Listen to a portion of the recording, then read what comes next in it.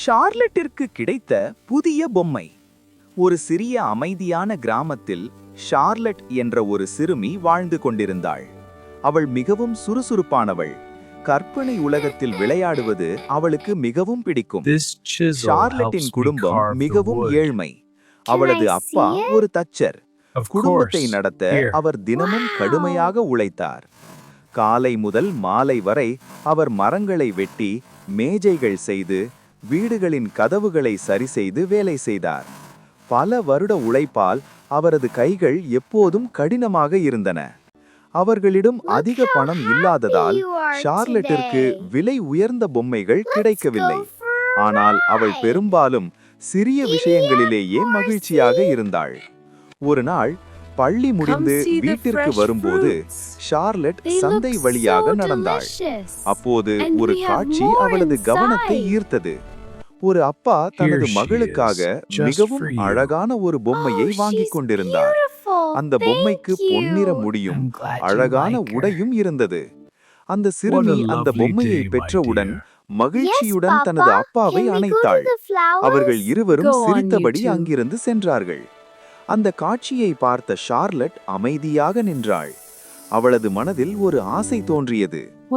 எனக்கும் இப்படி ஒரு அழகான பொம்மை இருந்தால் எவ்வளவு நன்றாக இருக்கும் என்று அவள் நினைத்தாள். அந்த எண்ணம் அவளது மனதை சோகமாக மாற்றியது. வீட்டிற்கு வந்தபோது அவளது கண்களில் கண்ணீர் இருந்தது. அவளது அம்மா உடனே அதை கவனித்தார். ஷார்லட் அழுதபடி கேட்டாள், அம்மா, எனக்கும் அந்த மாதிரி ஒரு பொம்மை ஏன் கிடைக்காது?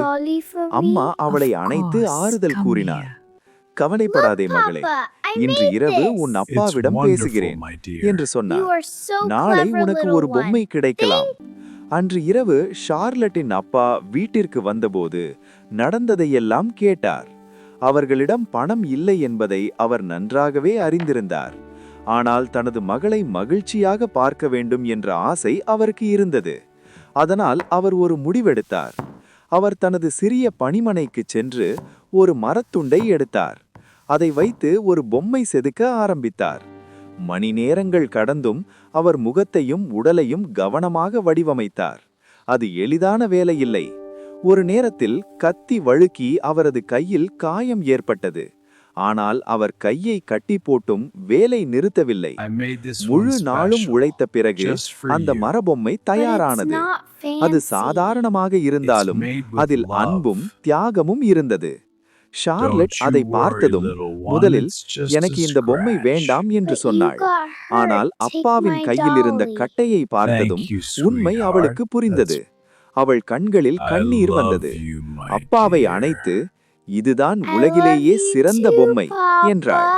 அன்ற நாளிலிருந்து அவள் நமக்கு உள்ளதை மதிக்க வேண்டும் என்ற பாடத்தை கற்றுக்கொண்டாள்.